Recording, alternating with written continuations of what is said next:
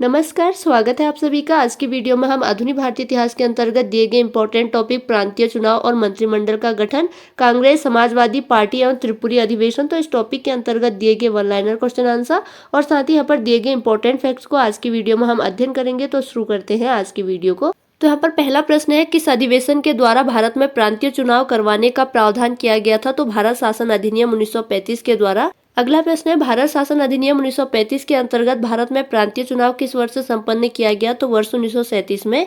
अगला प्रश्न है, वर्ष 1937 के चुनाव में कांग्रेस द्वारा बहुमत प्राप्त प्रांतों की संख्या कितनी थी? तो 5 थी। नेक्स्ट आप इंपॉर्टेंट फैक्ट है, कांग्रेस ने 11 प्रांतों में से 8 प्रांतों में सरकार बनाई। पंजाब में मुस्लिम लीग तथा यूनियनिस्ट पार्टी ने तथा बंगाल में कृषक प्रजा पार्टी तथा मुस्लिम लीग ने मिलकर संयुक्त सरकार का गठन किया।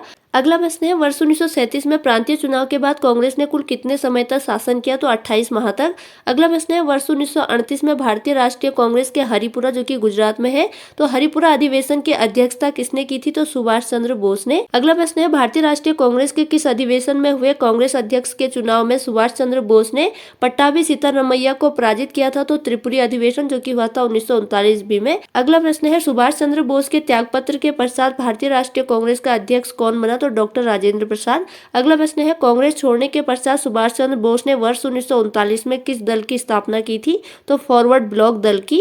नेक्स्ट आप इंपॉर्टेंट फैक्ट है, लॉर्ड लिनलिथगो ने द्वितीय विश्व युद्ध में कांग्रेस का सहयोग प्राप्त करने के लिए उनके समक्ष एक प्रस्ताव रखा, जिसे अगस्त प्रस्ताव का नाम दिया गया और अगस्त प्रस्ताव पारित हुआ था 8 अगस्त 1940 ईस्वी को। नेक्स्ट यहाँ पर दिया गया है, क्रांतिकारी समाजवादी पार्टी, इसके संस्थापक है योगेश चंद्र चटर्जी। स्थापना हुई थी 19 मार्च 1940 को बंगाल में।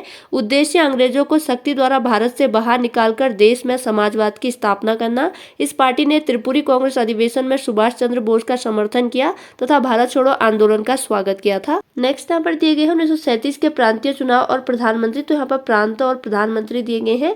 तो असम प्रांत के प्रधानमंत्री बने मोहम्मद सादुल्ला, बिहार प्रांत के प्रधानमंत्री बने श्री कृष्ण सिन्हा, बंगाल के प्रधानमंत्री बने फजलुल हक, उड़ीसा के प्रधानमंत्री बने बीएन दास, उत्तर पश्चिमी प्रांत के प्रधानमंत्री बने डॉक्टर खान साहब, संयुक्त प्रांत के प्रधानमंत्री बने गोविंद वल्लभ पंत, मध्य प्रांत के प्रधानमंत्री बने एनबी खरे, बम्बई के प्रधानमंत्री बने बीजी खरे, मद्रास के प्रधानमंत्री बने सी राजगोपालाचारी, सिंध प्रांत के प्रधानमंत्री बने अल्लाह बख्श और पंजाब के प्रधानमंत्री बने सिकंदर हयात खां। तो यह है 1937 के प्रांतीय चुनाव तथा प्रधानमंत्री।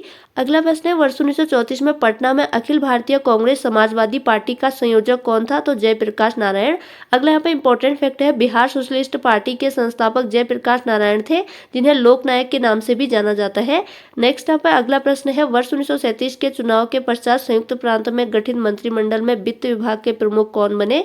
तो रफी अहमद किदवई। अगला प्रश्न है, कांग्रेस समाजवादी दल का प्रमुख नेता कौन था? तो आचार्य नरेंद्र देव। अगला प्रश्न है, कांग्रेस सोशलिस्ट पार्टी की पहली बैठक कहाँ हुई थी? तो पटना में, और यह बैठक हुई थी वर्ष 1934 में। नेक्स्ट यहाँ पर दिया गया है फॉरवर्ड ब्लॉक। तो इसके संस्थापक है सुभाष चंद्र बोस। स्थापना हुई थी 3 मई 1939 मुकर उन्नाव में।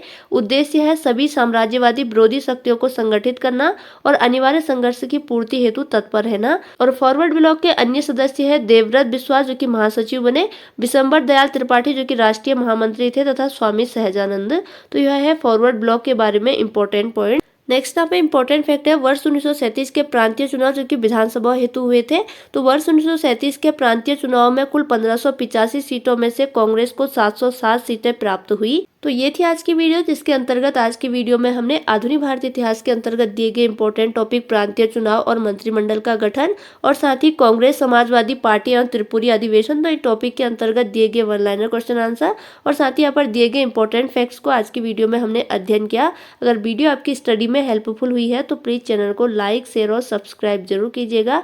इसी के साथ आज की वीडियो ओवर होती है। Thanks for watching.